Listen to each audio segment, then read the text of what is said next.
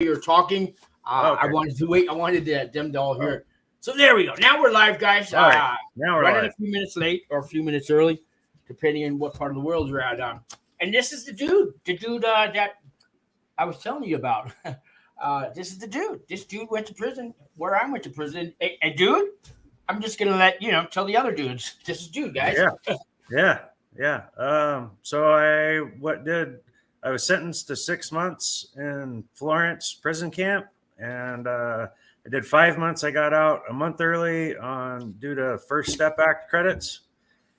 And I just wanted to come on because after I got sentenced and before I self-surrendered, I watched your channel just to find out about what was going on, and I appreciated your channel, what you had to say and stuff. And so I thought I would just give you some updates because it's changed a little bit since you were there.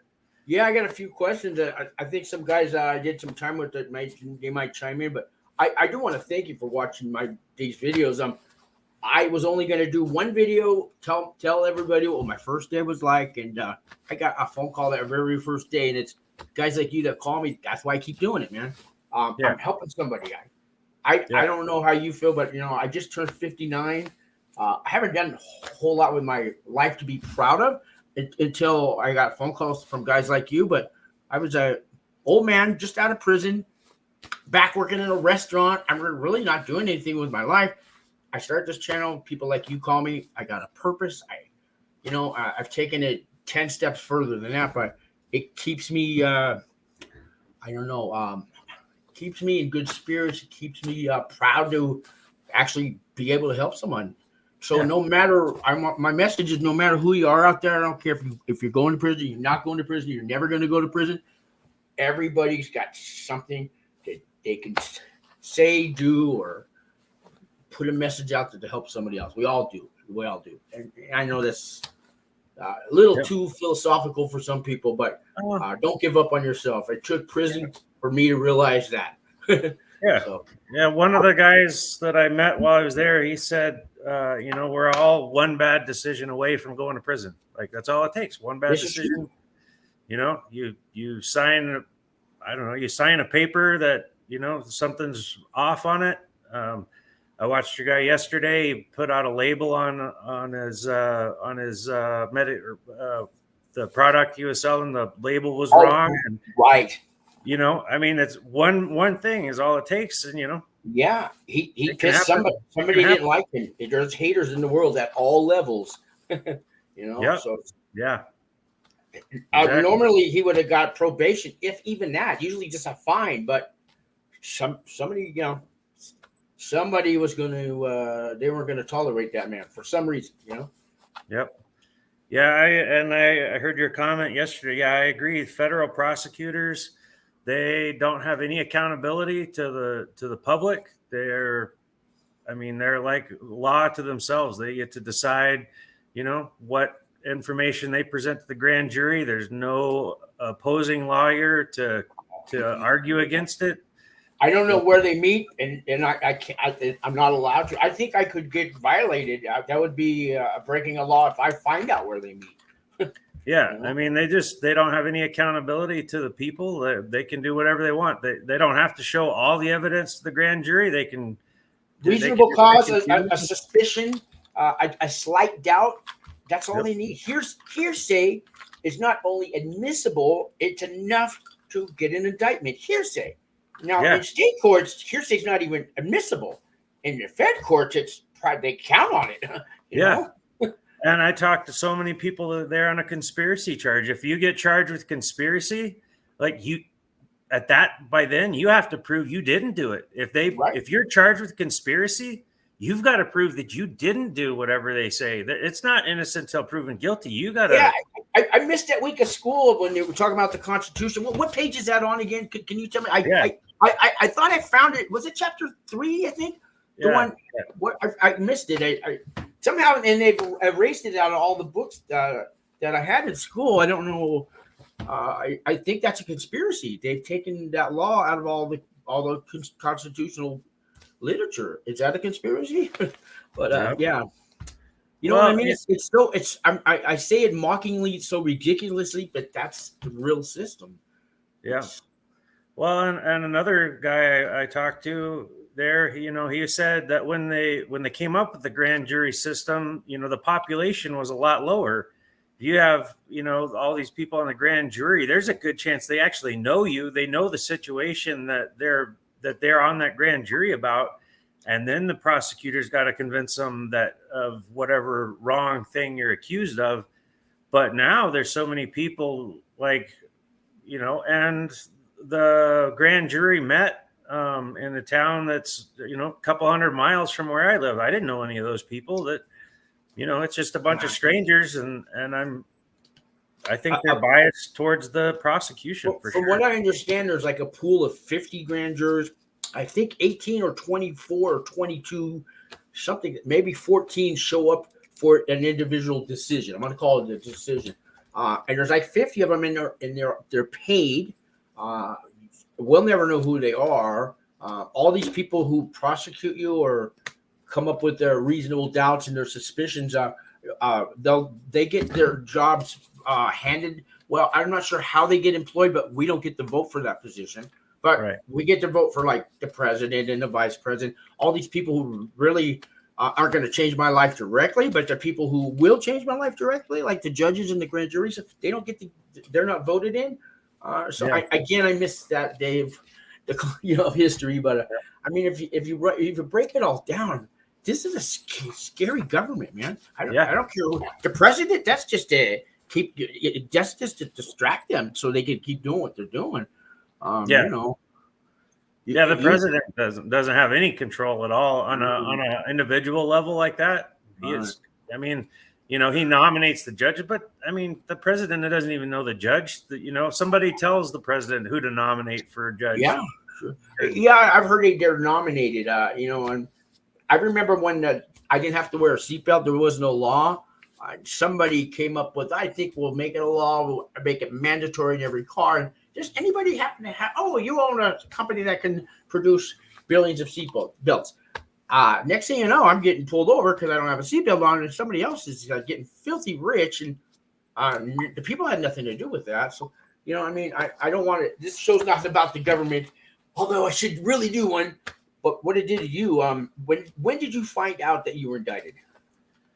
It was in early 2022. I got a letter in the mail that said I was indicted and had to show up for court. It said you had already been indicted. Yeah.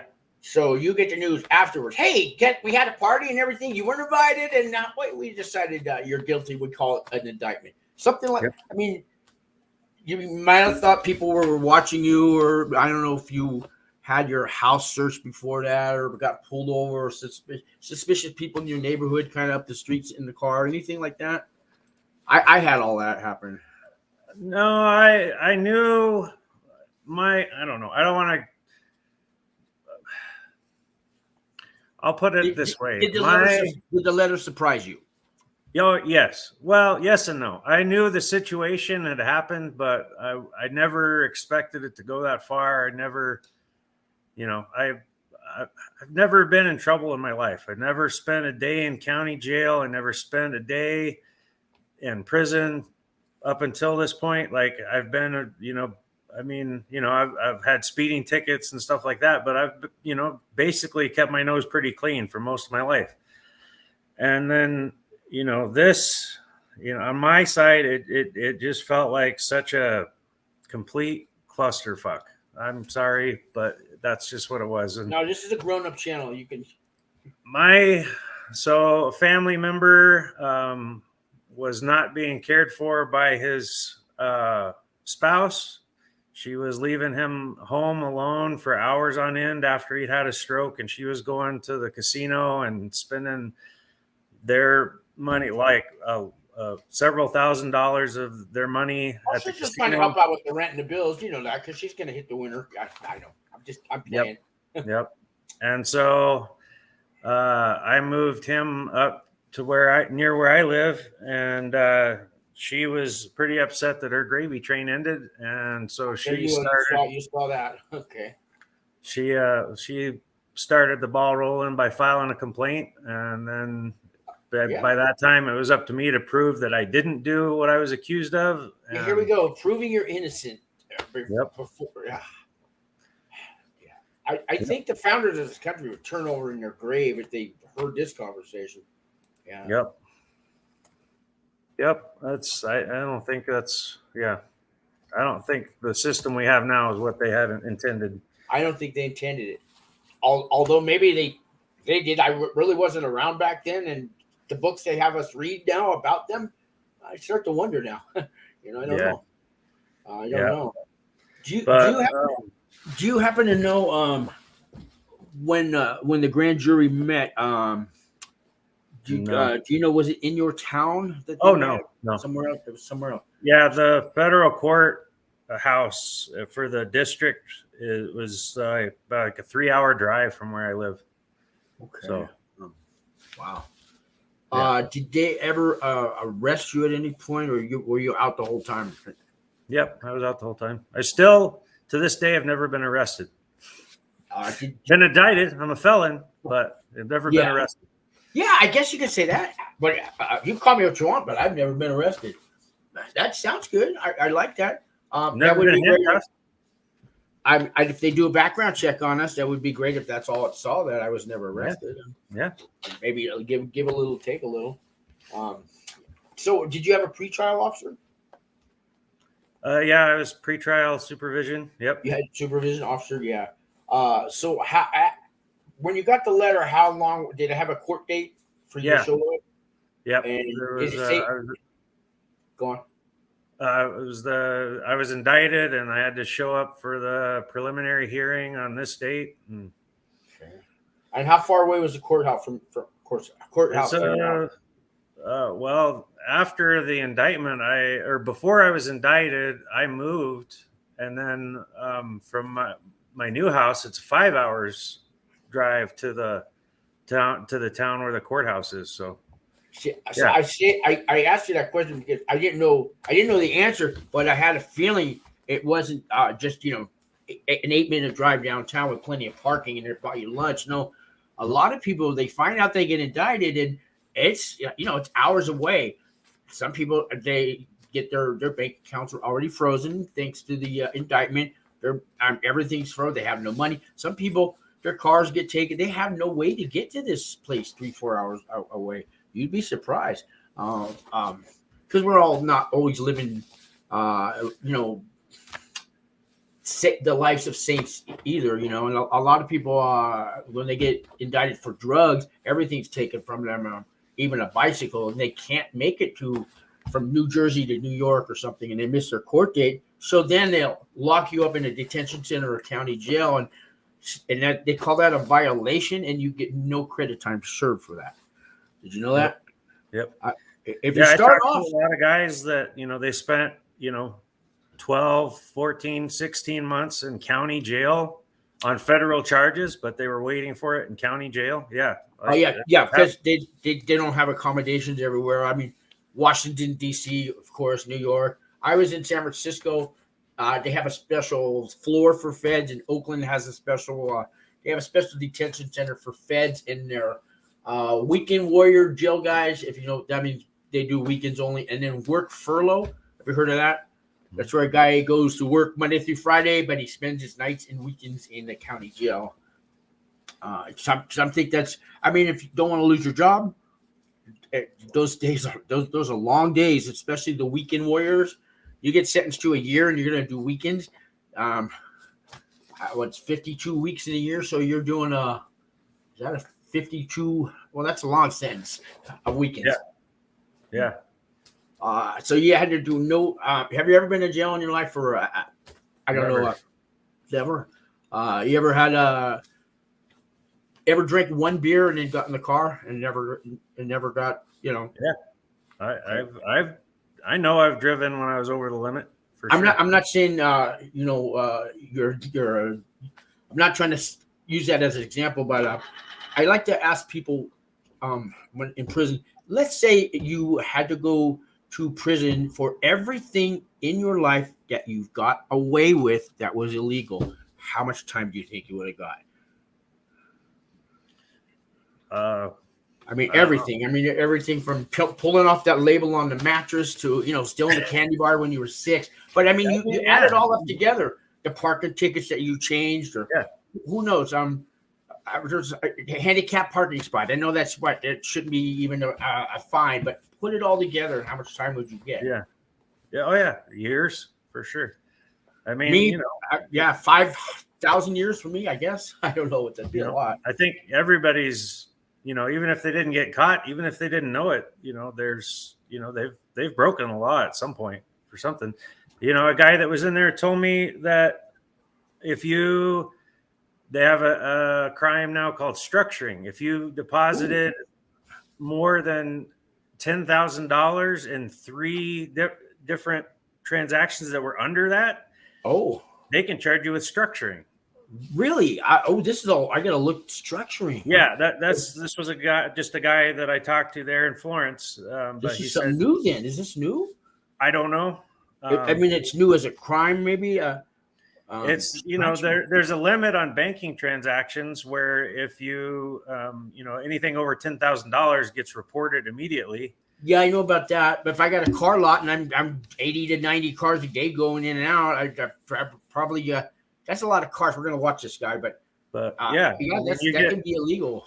But if you make deposits that add up to over $10,000, you could potentially get charged with structuring. So you're trying to avoid the notifications. So I've heard it called laundering and money. Yeah. Something. I know the $10,000. You can't just walk in the bank these days and go, "Hey, I got $2 million in here. I've been saving up all my life. I want it." And you have to order the money, and even to get $5,000. And let's say you want to take it all out. Fine, I'll do it every day. I'll be back every day. Give me what you can. They're probably not going to do it. They're not going to give you $8,000 every day till the $2 million's paid out of their bank. You just can't get your own money. It doesn't work that way. And it's illegal to hold that money in your house, I think. If you do, you got to pay taxes on it. But didn't I pay taxes on it when I first got it and along the way? And you can't even hold your own money that you worked so hard for all your life. It's, Well, the government wants to know everything you're doing. But I know. Yeah. But I thought, the main reason for me being today was, we can talk about this stuff all day, but, I know, man. I'm sorry. Florence has changed a little bit since you were there. I watched your shows, and what you talked about. And tell me about the first day. I don't know if COVID was still, were they quarantining people or? I took my vaccination card with me. I'd been vaccinated and I took that card with me. So I didn't get quarantined, but other people did. They got quarantined. And did they have to go to the street? Recently, before I got there? I don't know if they were doing it after I got there. No, but I didn't talk to anybody that said they were quarantined after I arrived. But people that had gotten there just recently before me did get quarantined. And they took them over to the shoe at the medium, or wow. How about Fate wearing a face? Well, tell me about the first day, then I'll get to the questions. So I self-surrendered. I rolled up. I actually came a day early because the flight for me to get there, I couldn't get there. I had to be there by like 2 p.m. or something. You are right. And the way the flights were, I couldn't get there and get to the facility by 2 p.m. So I came a day early. A lot of people do that, yeah. And that they weren't expecting that, but I figured I'd be better to be 23 hours early than half an hour late. Oh, I misunderstood you. You showed up at the prison a day early. Yeah. Oh, I thought you meant like you stayed at a motel a day early. Oh, no. I showed up at the prison like 23 hours early. Wow. You didn't think about just walking around for 18 hours or staying in a motel or something? No. I could have stayed in a motel, but I just went early. So. No, I get it. Get it over with. It's probably been, how long were you waiting for this? It was 10 months from when I was indicted. You had all this on your shoulders. You've been carrying around this big giant. Yeah, it's ball and chain, right? A huge stressor. It's a huge stressor. In some ways, the sentencing was a little bit of a relief just because I knew what was going to happen. It still sucked finding out that I was going to get prison time on this charge that my lawyer said I wouldn't. Don't worry. Cases like this, they don't give prison time. You won't have to do prison time. Da da da da da. He said that over and over and over and over. Can I ask you how much he charged you? It was a public defender, so I didn't have to pay for it. Oh, public defender. Okay. So you get what you pay for. Yeah, no. I thought you got a paid one. Okay, but No. let's go on to Florence. So did you take a bus there, a Uber, a taxi? How did you get taxi? I took a taxi from the Pueblo airport over to the gate, and then got out and went to the gate and said, "I'm here to self-surrender." And they took my ID, and then they brought a car and they took me up to the FCI, to the medium security, and took me in there and processed me. And well, that's where they do all the intake and R&D, reception. But then they changed it because they used to do it right at the camp in the mailroom there, but I guess they changed that. Yeah. Okay, so one big thing is, since you were there, the Teller housing unit is closed for remodeling. There's nobody in there. So that camp's wow. How many inmates are there now?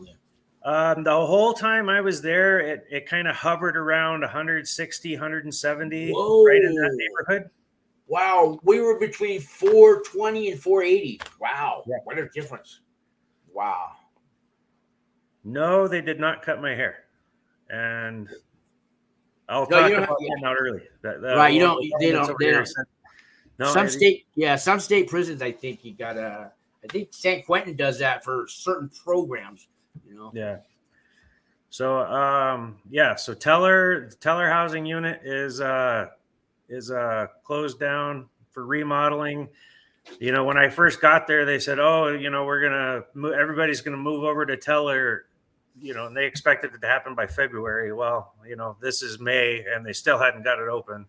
And they'll probably have people move over there in the next month or two, sometime this summer, I would think. So is everybody doubling up in the cubicles, or is there enough for everybody to have? No, they're single beds. Like, they're not even bunk beds. They're single. Oh yeah. I know what you're talking. They're not stacked. They're on the floor. 2 per cubicle, and then on the ranges. So, if you haven't been there, there's 2 floors to the housing units, and it's like, if you drew a picture, it'd be like this. There's an X, and there's 2 wings on one side and 2 wings on the other, and then there's 2 floors. So there's 8 ranges total, and then there's 32 beds per range. And then while I was there, ranges 4 and 8 were closed down most of that time. They weren't even open. Really? Whole range is closed. Wow. So they had only 6 of the 8 ranges were open in the Summit housing unit. That's like a ghost town. Yeah. It was not nearly as many people as when you were there. Yeah, it took about 150, 200 inmates just to handle all the food service positions, because we worked at the other prisons. That's a whole camp. Wow, they must have scaled down everything. Yeah. Yeah, they closed the RDAP program there at the camp. There's one across the street at the medium. I don't know about the USP if they've got one or not, but yeah, I had a guy that was at Florence. He went there for the RDAP program. And he calls me up and he says they're going to transfer me to Beaumont, Texas or something, because the RDAP here is closing down and they're moving it over to the penitentiary. And I said, to the penitentiary? Those guys can't even qualify with their crimes, usually violent. And then I found out from one of the staff members, I called, what was his name? Mrs. I'm trying to remember her name. But I called one of the staff members of RDAP, and he confirmed it. He told me, yeah, we're going to the penitentiary. It's never been done. And if that doesn't work, I don't know if we're coming back here, but RDAP is no longer in Florence camp. Yeah, they had it at the medium. So that's a big chunk of their money. That RDAP program funds so many other things besides just that. I mean, they bought brand new TVs and chairs for all the TV rooms, the washer and dryers that you see on different ranges. That's all bought by RDAP. So a lot of that funding helped the other inmates. Wow. So we got a comment. Exfil. Yeah. Yeah, Zephiel. Yeah. I knew several guys that were signed up for RDAP, and they shipped them out. They shipped them like to Sheridan, to Yankton, different camps. They did not send the campers over to the medium. Oh no, they won't do that. They used to. Yeah. They used to let you go to different classification levels. Now that's stopped. I don't know about the women, but the men, no, that's a no now. There's no RDAP if your classification points are less than 11 points. There is no RDAP for you anywhere on the West Coast except Sheridan. That's it. Now you got to go Sheridan, and then the next one is Texas. Yeah, there's Texas. There's one in Yankton, South Dakota. Yeah, Minnesota stuff. I got a list. Yeah, I think there's 70.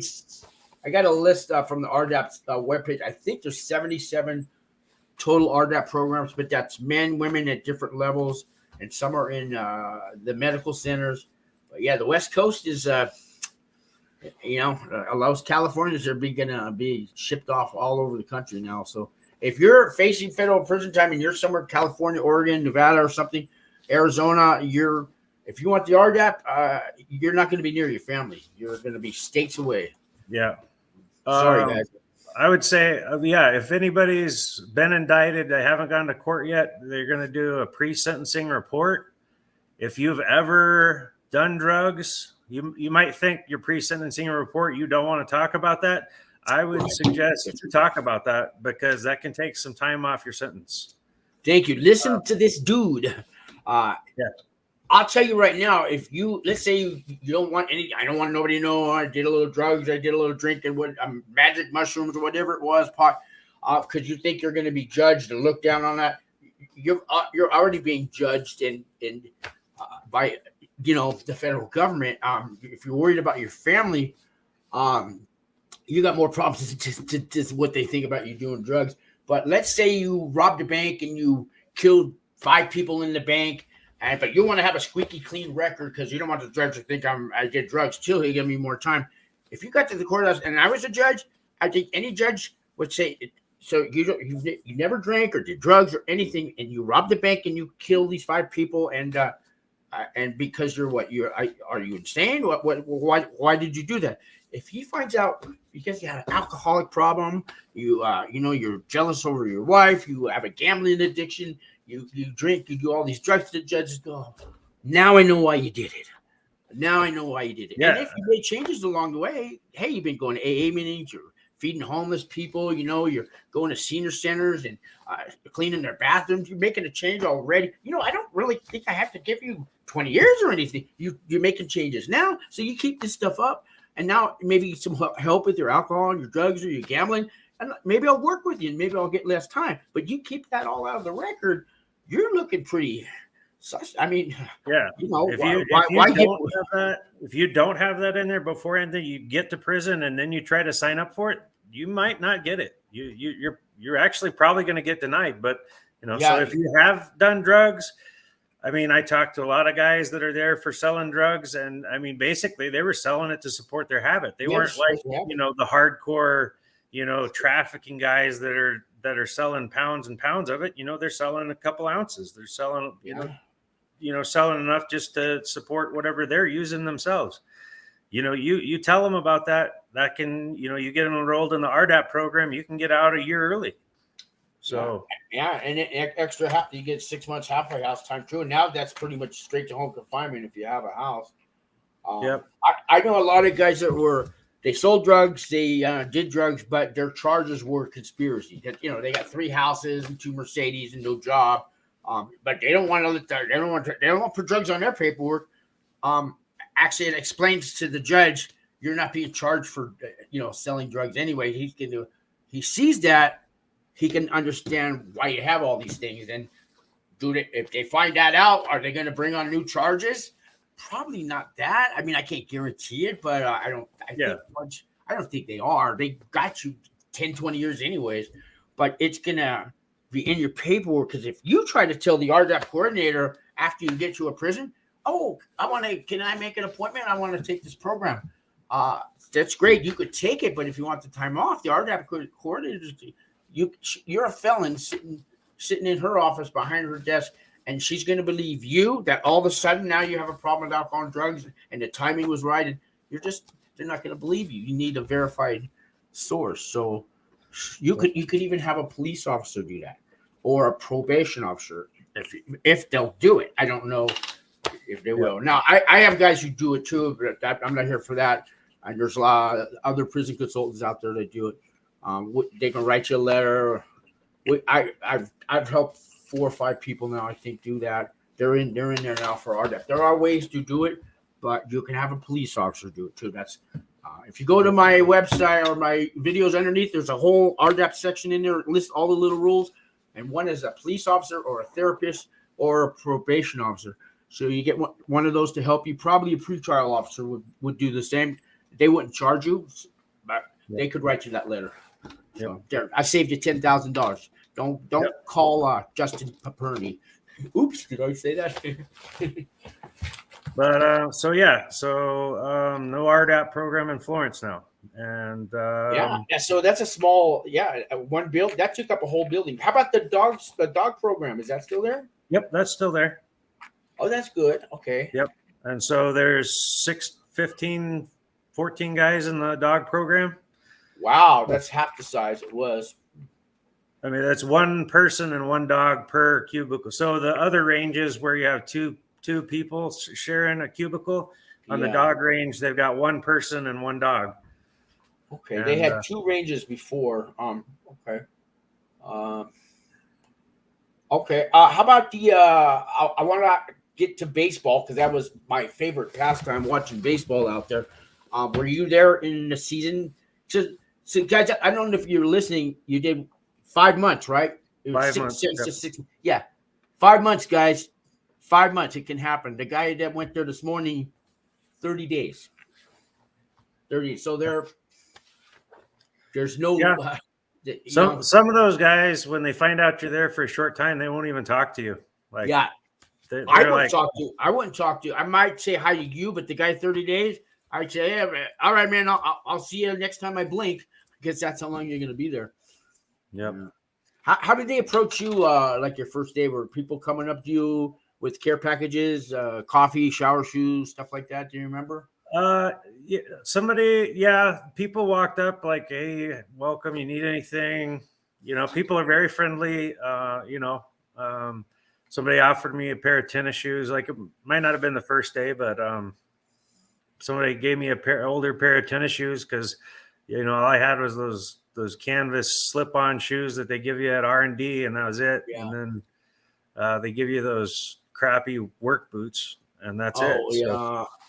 They started giving out really pretty bad ones. When I got there, it was the steel toe boots, but they're brand new. They were pretty decent boots, but when I left, they were handing out just garbage. Yeah, it's gonna hurt your feet. They're heavy. They only come in extra wide or wide width. Wow. So if you've got narrow feet, those things are just hugely. I knew a guy that he took the shower sandals, that for $1 off a commissary. Yeah. Took those and a pair of scissors and trimmed them up and used those as insoles in his boots. And he said they work pretty good. Yeah, they did. You know what? I actually did that too. A few of us did. I forgot about that. Yeah. Those boots, that hurt your feet. We did that too. Yeah. Yeah. Yep. Wow. So right now it's just a minimal crew. There's the guys that work at the ADX. There's the guys that work at the food service there in the camp. There's landscaping, and there's the shops, the auto shops, recycling. We had a couple of different lockdowns while I was there. Yeah, those will happen. USP went on lockdown twice while I was there, and the FCI went on lockdown once while I was there. They go. So you were there 5 months. That's 3 lockdowns. That's that's 3 in 5 months. That's a lot of lockdowns. I think it's probably worse during the winter when people aren't outside as much. Sure, it is. Have you heard the stories why they go on lockdown? Because I could tell you. Well, those are interesting reasons, right? And I see by the look on that. Smirk. So at the USP now. I will say that all of this is rumor. I think the biggest pastime in prison is gossip and rumors. But apparently at the USP, the Aryan Nation was coercing, extorting, blackmailing some of the guards into bringing in drugs. Oh, And no, that never happens. apparently the guards got into a fight once all of this started to come to light. And that's how one of the USP lockdowns happens, because the COs got into a fight of some kind. One's getting paid more than the other guy. I didn't get that much. I don't know. But yeah. Oh yeah, drugs are there. Drugs are there for sure. At all levels, yeah.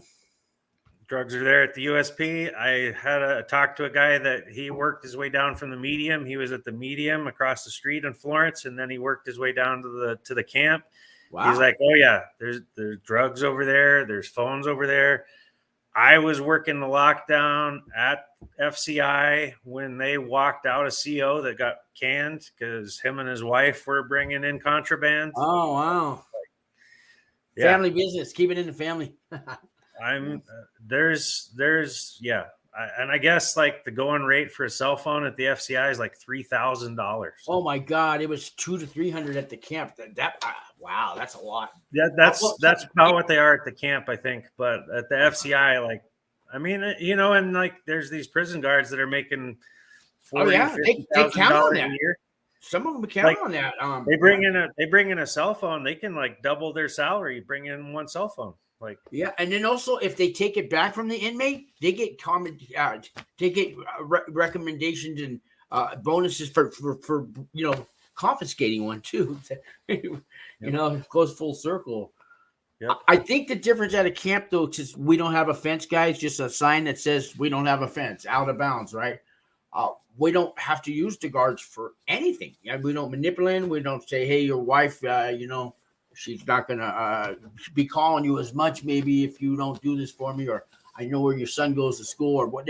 They know they're coming home at the end of the day, and they know that nobody's going to manipulate them.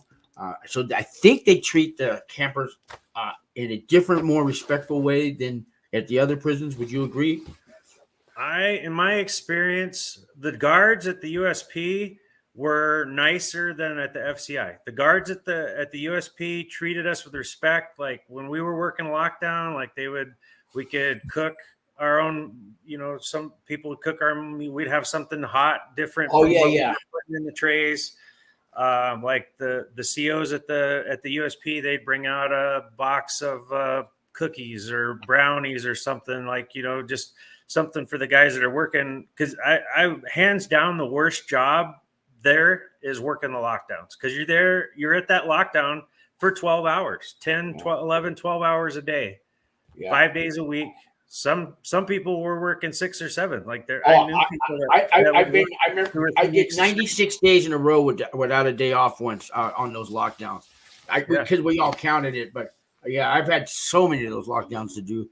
But I think you're right. They treat the USP would think that it's more violent people and all that, but that USP I think has 400 to 600 inmates, and the FCI, the Medium, has 1,800 to 2,400 or something, over 2,000 inmates, and you get that kind of 2,000 inmates are going to really make a more of a disruption than 600 guys with a life sentence. You would think the life sentence guys you watch out for, but not really. What I mean?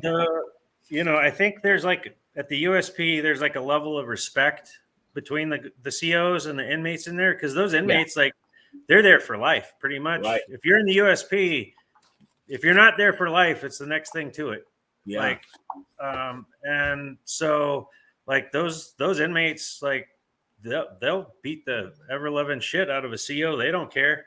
That's right. Like, if they feel disrespected, they will hurt you, kill you, shank you, and they have shanks. Like that's not made up for TV. Like they have weapons. They will hurt you.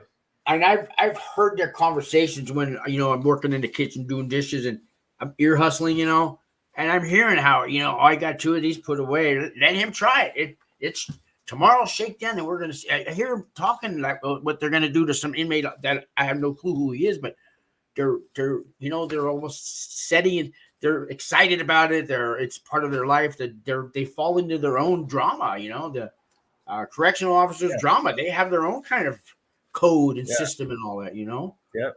Yeah, but it's a whole different world at the USP and the medium compared to the camp. The camp, is as easy as it's going to get for prison. Like, it's better than county.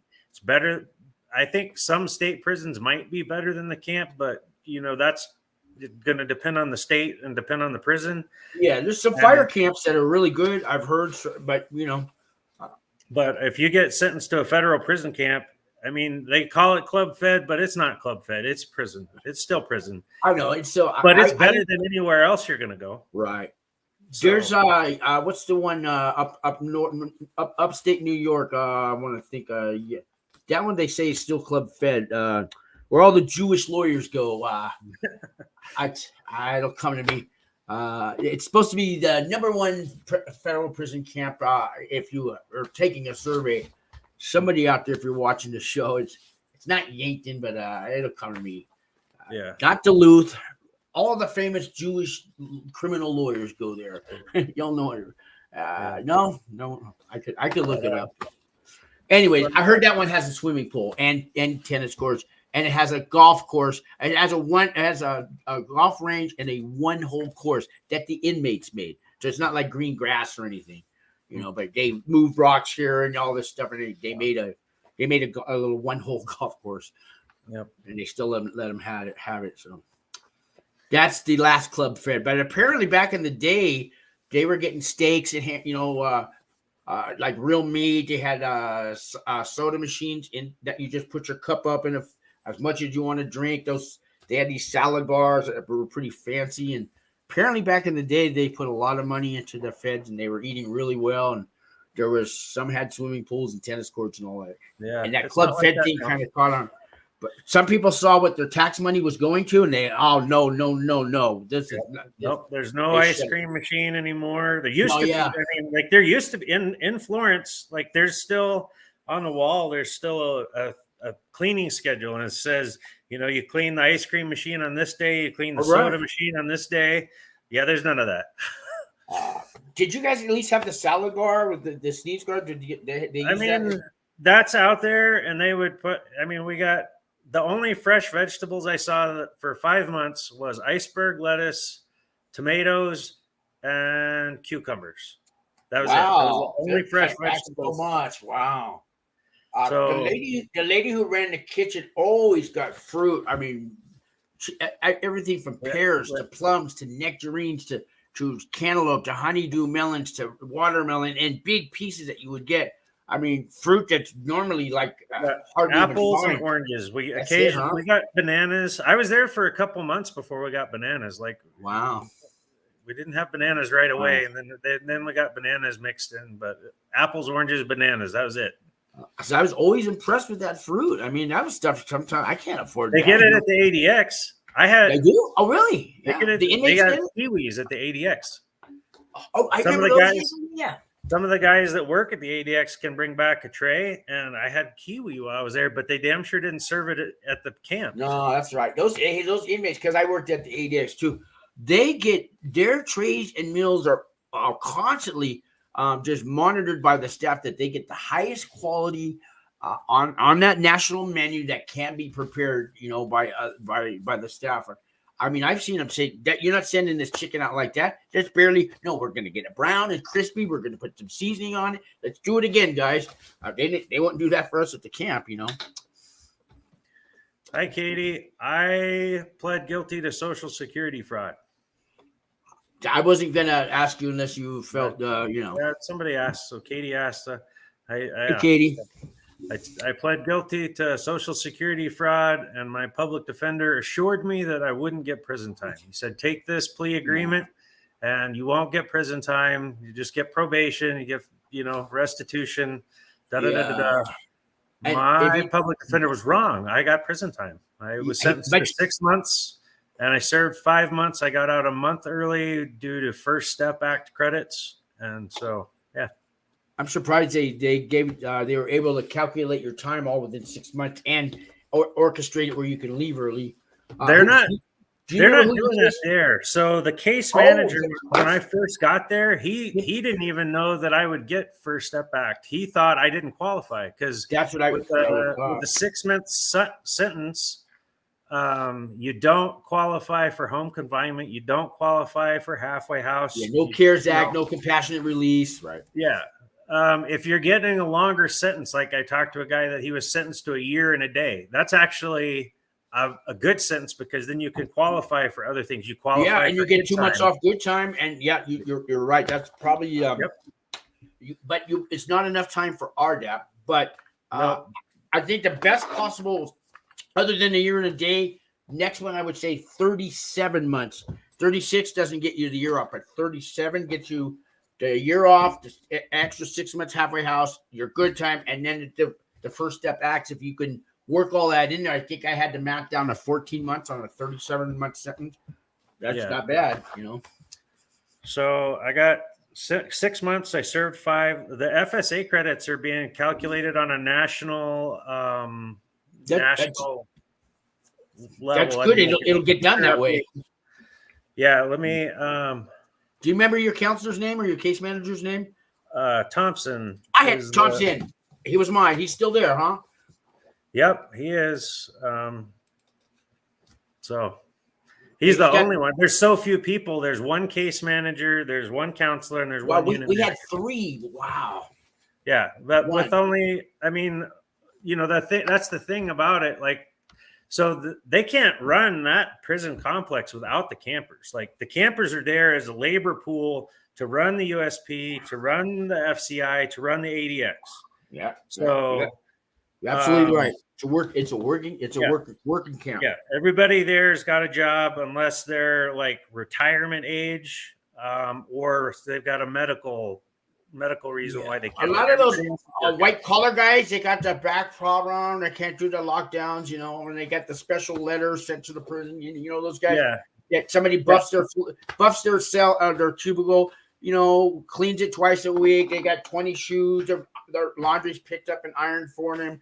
Their dinner's made at the microwave. Those guys. They don't work. There's some of those people. Not that I had any resentment. There's you guys talking about. A guy said, "Oh, I miss my Ferrari." Like, I mean, there's definitely some of those guys, but they're there. But but everybody's got a job. I mean, like one guy, he had a soft shoe restriction, and it was a whole drama thing. Like he got called up to go to the lockdown at the FCI. Oh, and then so we talked about the USP. The guards at the USP are treating even the campers with more respect. The guys at the FCI don't do that. They're straight up assholes. They were assholes. I agree. Like, they do not treat us with respect. And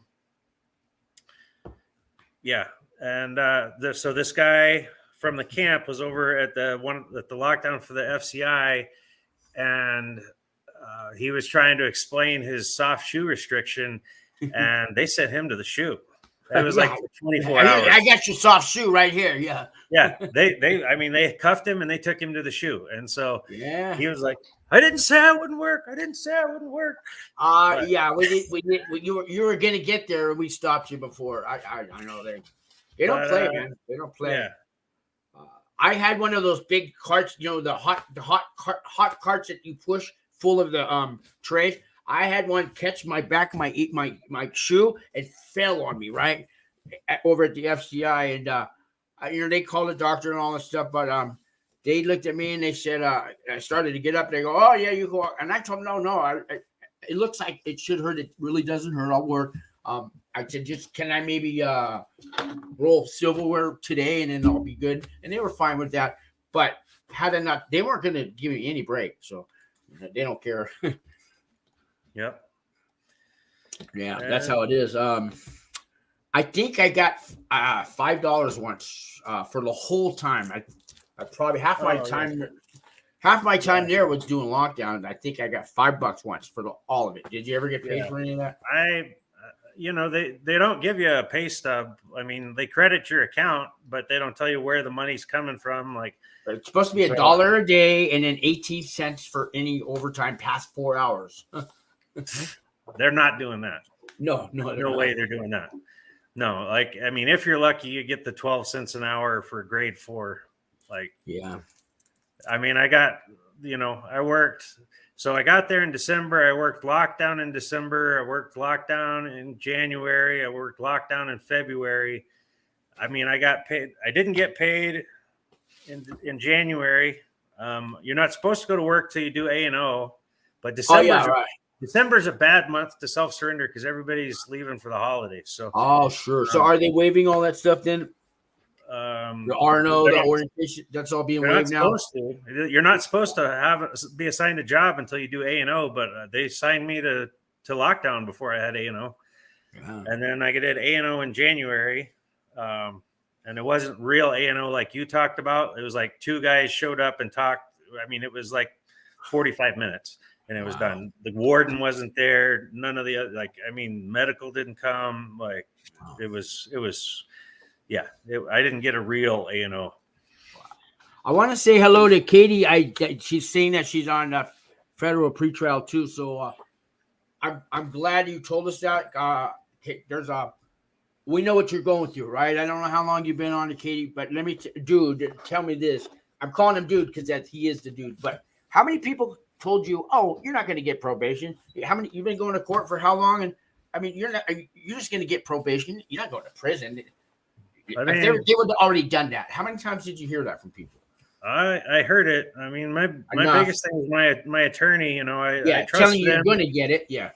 My attorney, my attorney is like I told you before this started, like, he would make an excellent used car salesman. He talks the talk. He's got the lingo. He presents himself as being knowledgeable, and this will happen and that'll happen. Well, he said, take the plea deal. You won't get jail time. Yeah, guess what? I got jail time. He won't have to work harder. Yeah, that's it exactly. Like, I mean, I wonder if he wasn't trading favors to get some kind of deal for some other case. I mean, holidays are coming up. Holidays are coming up. I want to get those 2 months in a row. And I worked at a country club golf course once as a bartender, and judges and lawyers and prosecutors, they'd all come in. And I hear them making the deals. So if I give Jimmy Smith there, if I give him the 2 years and we waive, okay, all right, I'll give you 2 for 1 on Jimmy. You're going to buy the next round. No, you're going to wait till we're done with this conversation because your guys are looking at least 5 years. How many rounds? If you bought rounds for a week, sure, I could do that. I mean, that's how they're talking to. It's all about who's buying the next round and who's going to do the favor and, who's going to give me the deal on the house that I'm going to buy. And you're going to get my kid in the Stanford. You sure you can get him in the Stanford? Hey, these next 3 cases are yours. You do what you want. That's how we're looked at. We're just numbers, we're worth something at the bar. I hate to say it. I've heard this for years. I wish I kind of would have gone to court. I mean, that 97%, 97% conviction rate is scary, but I wish I would have, been able to present my side to a jury. It's starting to change. If I would have known I was going to get prison for sure, I probably would have. But my lawyer just assured me, take the plea deal. You won't get jail time. I'm like, okay, because there's this sentence for this charge and this sentence for that charge and this sentence for that charge. They're like, well, if you just plead guilty to this one charge, and my lawyer is saying you won't get jail time. And I'm like, this prosecutor keeps saying, jail time and this and that. But they kept it. You didn't get jail time. You didn't get jail time. You got prison time. Yeah, I got prison time. But you know what I mean? Prison. I know what you mean. Yeah, mine told me I was going to get probation too. And I had a different ones. The first one said I was looking at 13 to 17 years. And the last one, he told me, you're going to get probation. You're going to get probation. And a month went by. He goes, get ready for this next court because they're going to cut you a deal probably for 5 years. I said, you've been telling me probation. I've never told you you're going to get probation. I had one of those lawyers. So, yeah. So, Katie, I've got about 5 minutes left. Oh, I'm sorry. I'm going to be but, more quiet. You talk. If you talk to Sean, send Sean a message and he can give my email. If you want to send me questions directly, just talk to Sean and he'll give you my email.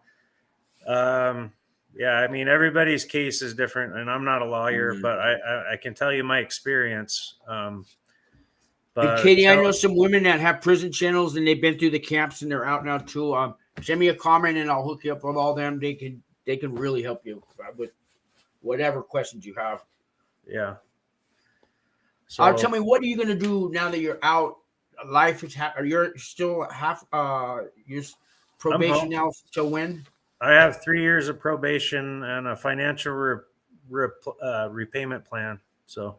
Okay. Now, do you have any plans for the rest of your life? You're not going to make that same mistake again. We'll call it a mistake, but you're not going to do that anymore. I'm sure that's part of it. I'll never put myself in the same situation where that's even a possibility. I promise you that. Sure. Has prison changed you at all? Do they have to? Theoretically, they have to stand by the guidelines. I got under guidelines, but I had no criminal history whatsoever. I'd never been to jail, never been arrested. I never spent a night in jail, prison, anything.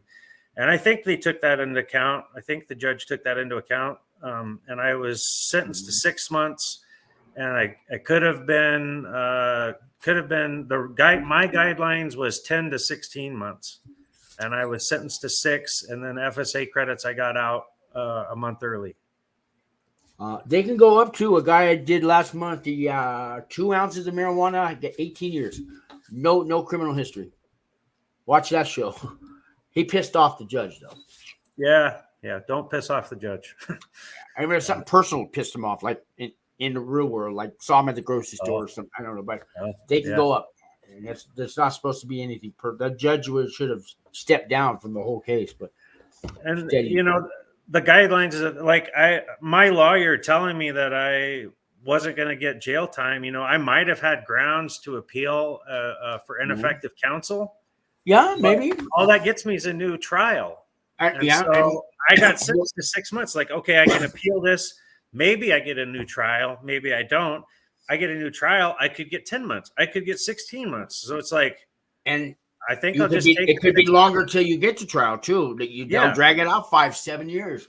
I was 4 years on free trial, and it was a year before, and rated a year before. So 5 rated a year later, indictment 4 years later, sentencing. 5 years of my life, I'll never. That was on hold forever. So you take it to trial, it could be 9 years before you go to trial. And having that hanging over your head for that long is just miserable. It's in some ways, now I'm a felon, but I'm out of prison, and like it having that not hanging over my head anymore is a relief. I mean, there's different stress, there's other stress, but at least now I know where things stand, and I don't have that hanging over my head anymore. So that's a positive part of it, is that now, okay, this is the situation, this is what I got to deal with, and then it's just figuring out the next steps to deal with it. If anybody's going to prison soon, can you maybe recap advice on their first day, their first week there? It's scary. Take your prescriptions with you. Take a copy of your prescriptions with you, and have somebody, have your doctor mail it to you while you're there. Did you have difficulty with that when you got there? Yeah, I was on a prescription for anxiety, and that drug, gabapentin, it's very difficult to get it in federal prison.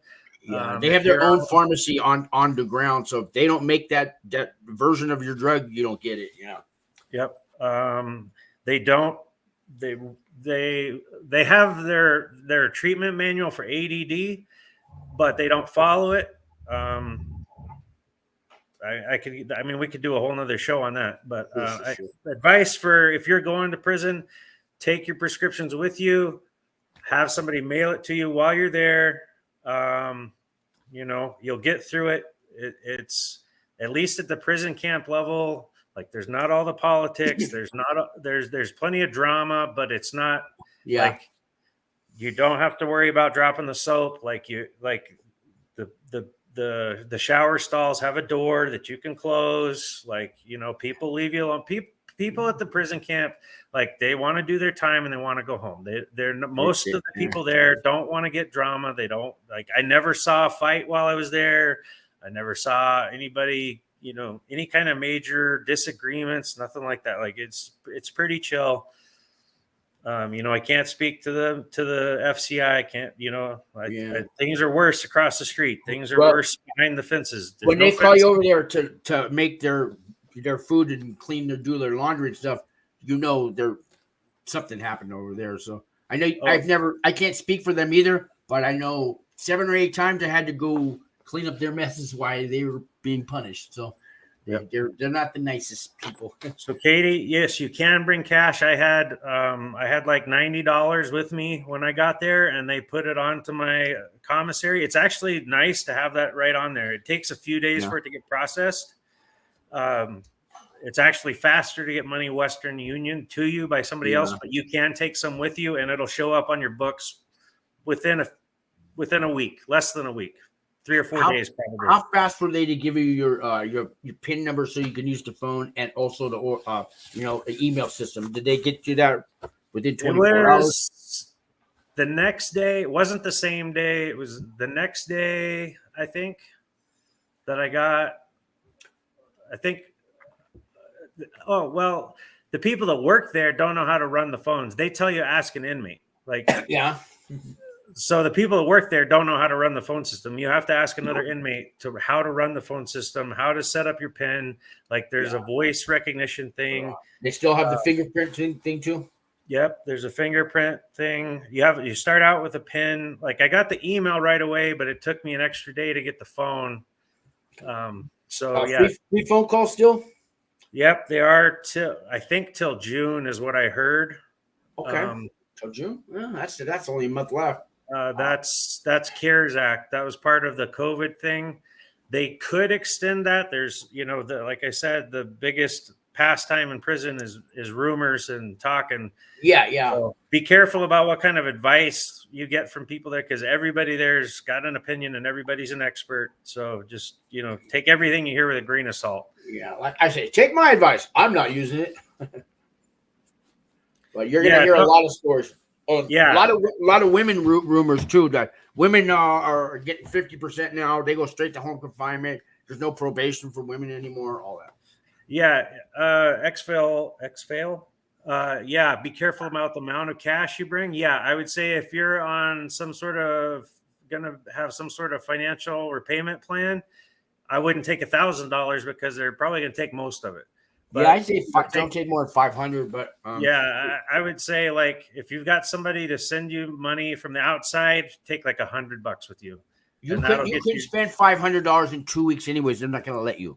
Yeah, the spending limit right now I think is like $180 a month anyway. Like for the whole month is all you can spend, and then that fluctuates according to other things. Yeah, so, and then you can only spend so much every 2 weeks until they. Yeah, so take $200. I mean, you know, you'll get everything you need for hygiene and snacks and whatever off a commissary. You can get everything you need for under $100. That'll get you by for a month. Yeah, you can buy a used radio if you want. Otherwise, they're like $90 or something, or MP3 player. Buy used stuff the first month, and then you get the new stuff later. Yeah, so don't take a lot of money because they could take it for financial repayment plan. Yeah, they will. After it takes 3 or 4 months for that get in the system, they will take that. Your first team meeting. Then it's like 30%, and how much you've got saved up, they'll take, I think, 12% of that. So you can't even save money. Yeah, they did it to me. So. But yeah, I would say there's nothing wrong with taking some cash with you, $100, $200 with you, and then if you've got somebody to send it to you month by month, you know, they look at all that when they're calculating financial repayment plan, and that's how they'll set the amount. And that financial repayment plan amount will go up, but they don't adjust it down if you don't get the same amount of money. Like you get $200 right away. they're going to say, "Oh, you're getting $200 a month. You can repay $75 a month," and then No, that was a one-time thing. He just had the money. Now he's broke. I'm not going to get it like that no more. That's what they don't believe you. You're a felon. Why would I believe you? Yep. All right. I'm happy to come on again if you, if we talk about stuff. But I want. I had a lot more questions about Florence. We could do that another time too. Yeah, let's do another show. That's fine. Okay, I'd love to. Thank you. Yeah. No problem. They ever fix those pool tables? Put the velvet on them? They just in the past 10 days replaced the felt on the one pool table. Oh my God, they replaced the felt. It's nice. Like the pockets, they reattach the pockets so the balls don't fall on the floor. Yeah, they just did. I got out in middle of 19, and they just now. It was ripped the whole time I was there. Wow. Yep. Well, we're felons. Your pool tables that's our priority. I get it. But. Yep. So advice. All right, dude. First timers, the healthcare sucks. There is virtually zero mental health care. Like I wanted mental health care, and I got 30 minutes a month with a psychologist. Oh, I was supposed to. I signed up, and it never happened. Yeah, 30 minutes a month. You got some. That's good, though. So I went from having, on the outside, I had a counselor I would speak to either every week or every other week for an hour. In prison, I got 30 minutes a month with the psychologist that has hundreds of inmates on their caseload. So don't expect mental health care. I'd love to talk about mental health care. I'm like an advocate for mental health care anyway. Yeah. So we could talk about that and the kinds of things that need to happen that aren't happening. I am going to stand up for their dental program. I've never had dental in my life, and that was probably the best dental program I've had. Now, I've never really had one, but they took care of my teeth, and I thought they did a good job in that department. That's just me. What do you think? I wasn't there long enough. That's the thing about a 6-month sentence. Oh, yeah, I didn't qualify for any dental care. They didn't. Yeah. They do as part of your intake.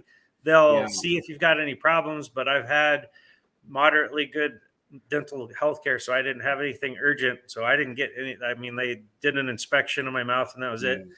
I got my teeth cleaned twice a year. Replace caps, whatever cap. They don't just pull your teeth. I will say that about them. There's some good things there. I know people that had dental care there. Yeah. I don't know about the quality, but it if you never had it before, then having it there is better. So healthcare is hit or miss.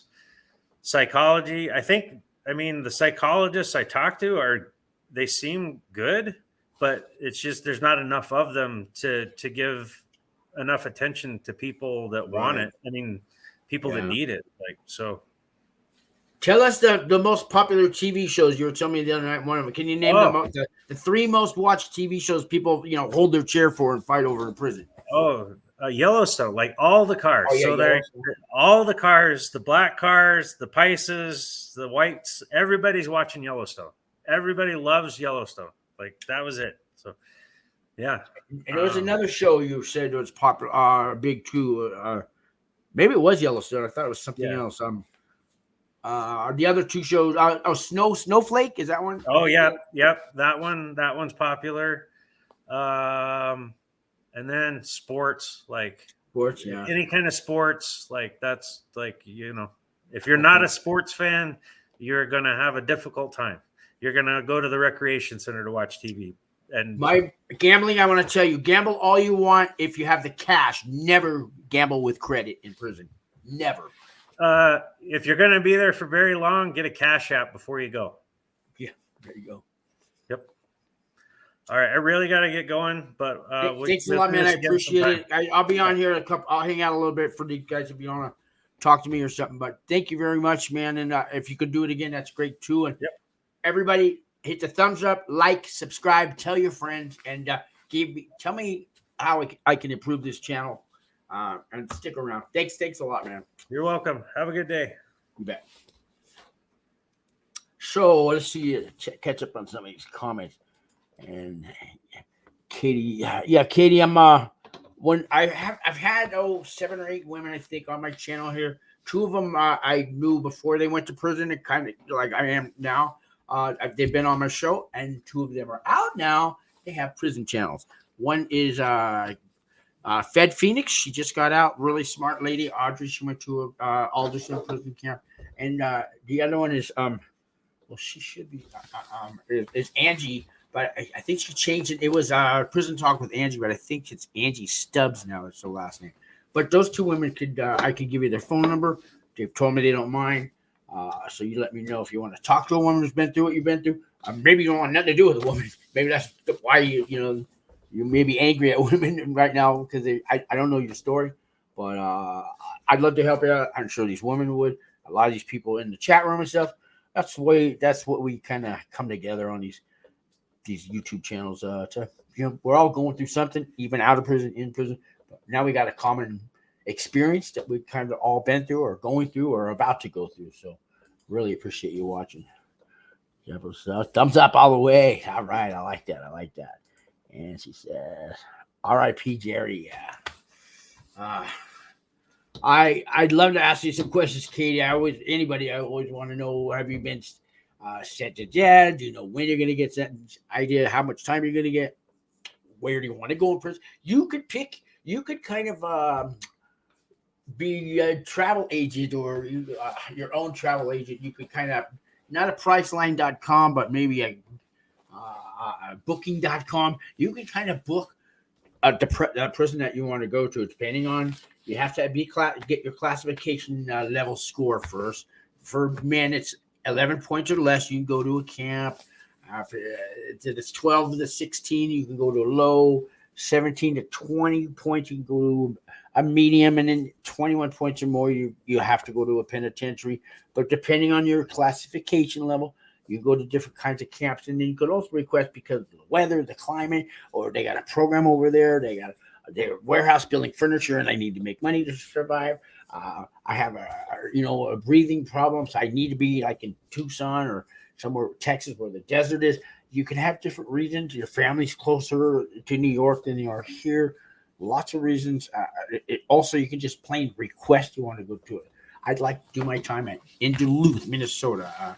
No reason at all. I just want to be higher up in the mountains. You request that to the judge at sentencing, and they'll usually work with you and give you that, especially if there's a program you want to take there. And the women have a few programs. I think they have women have a beauty school. Is it called cosmetology? Cosmetology.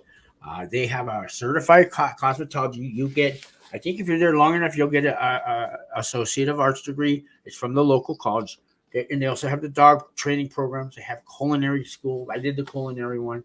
There's a few more. Not a whole lot in the feds, but when they do have them, they make a big deal of them. And a lot of them will give you some time off for home confinement, halfway house time. You're gonna go home earlier. Let's read some more comments here. Thank you. Yeah, you're welcome, Katie.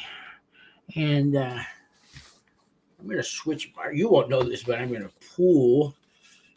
move my screen here because I'm on a smaller little laptop, and I can read those better. And you guys don't know that you're being dragged across one screen to another one. There we go. All right. See if I can read this.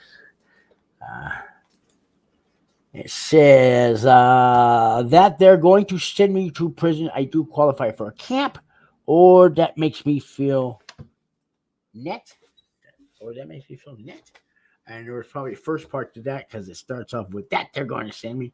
So let's get to find out what the first part is.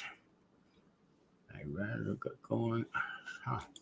Well, I get the idea. What's this one? Haven't been sentenced in trouble for smuggling case as national attention, and I'm scared to death. Yeah, scared to death. LOL.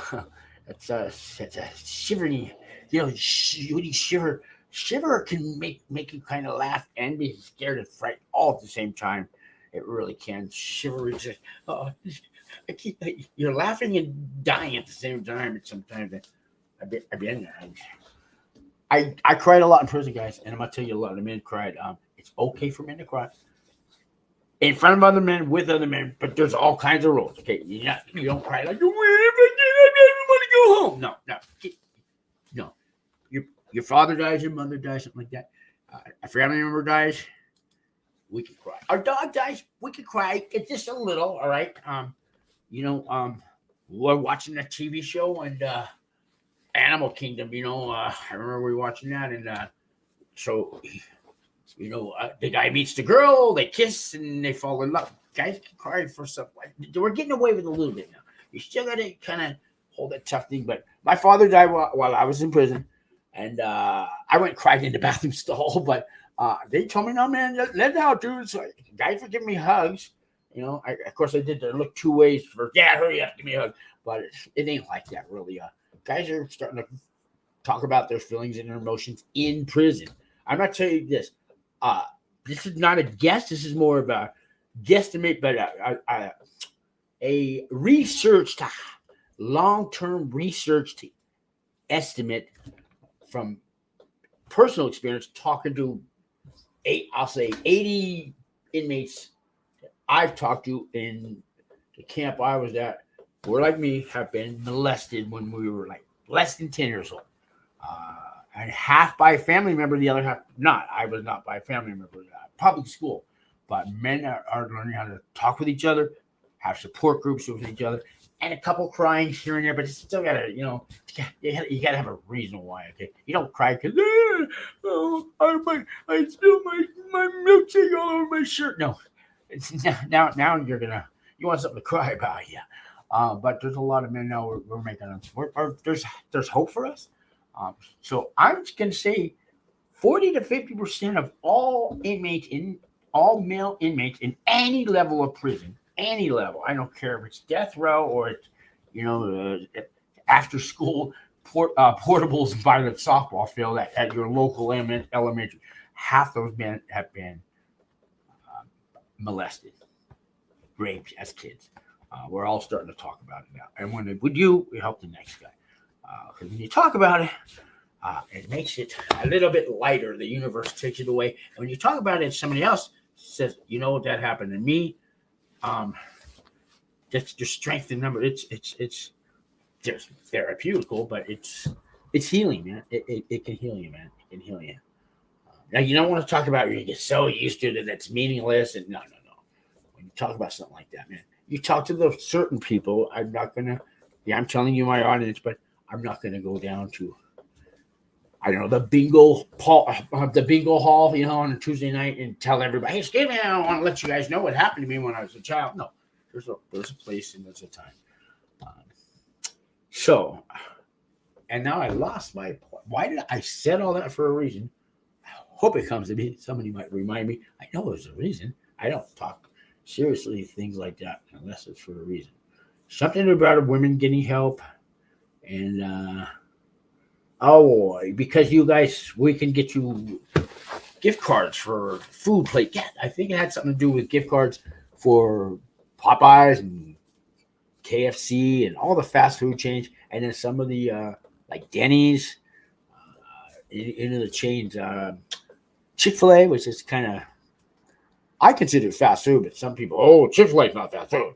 But whatever you want to label it, things with a label, usually we can help you receive some of those without having to pay any fees.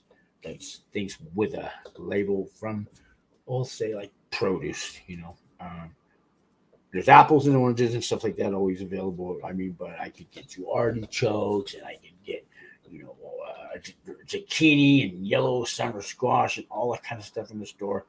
I usually get a half price, and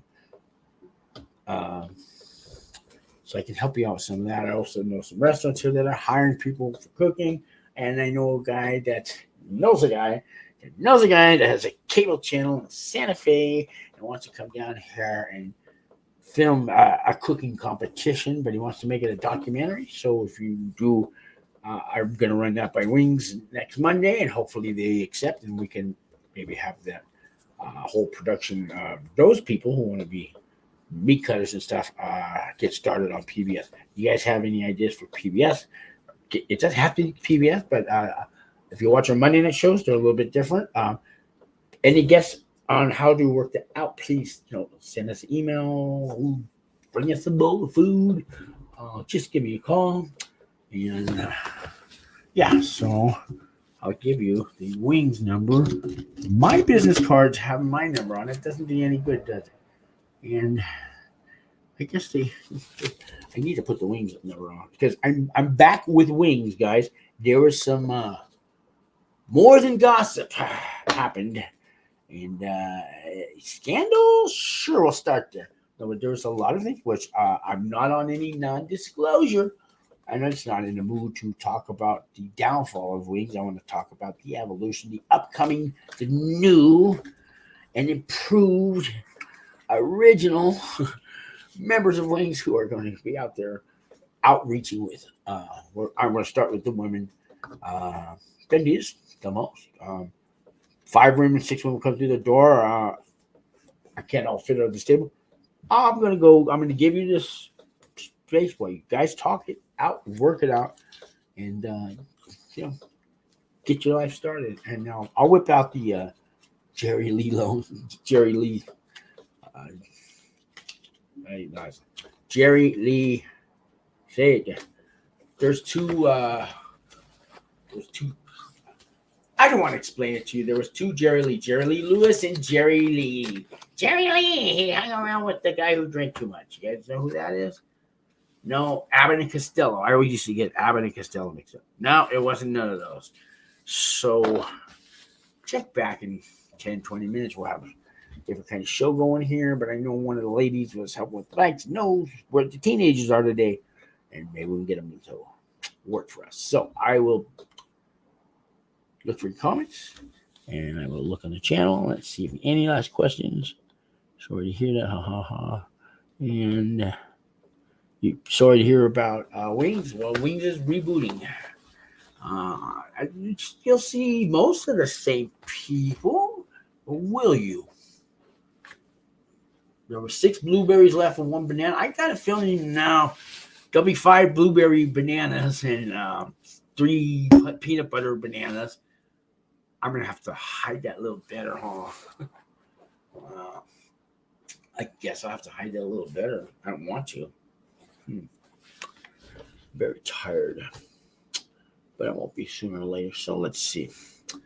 I will be the Catholic who is coming up in the world. And when I say come up in the world, you can be my bodyguard and I can be your long lost friend. And I'm going to get a screwdriver off the ground. And I just got embarrassed. And this is my mic. And here is keyboard. And we'll see if it works. My eyes are getting sleepy. They're getting very, very sleepy. I want to fall asleep. My eyes are getting deeper. Deeper. I can't breathe. Fever's getting fever. Oh,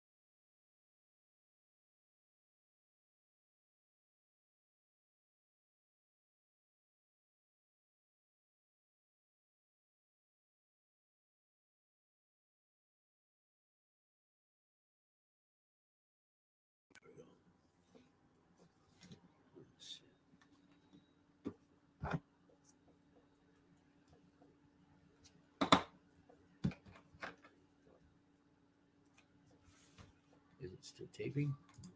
Still live, huh? So let's get out of here. And how's that going? X1 to exit.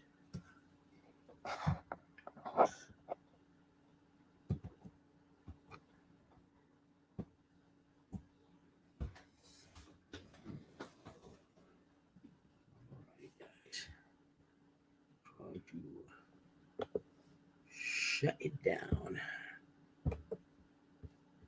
It's a bit rough one. I could tell these guys have been stuck with their mail here.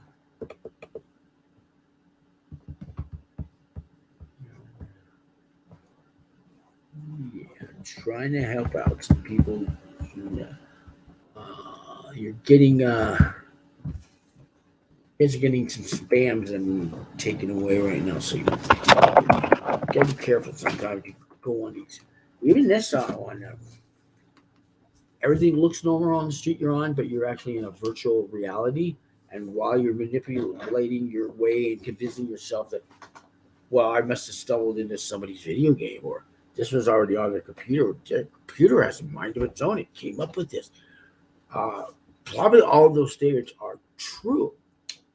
Which one have you heard the most of? How many times?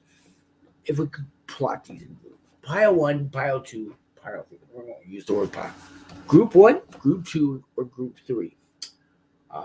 So by this next video, we're going to say vegetable.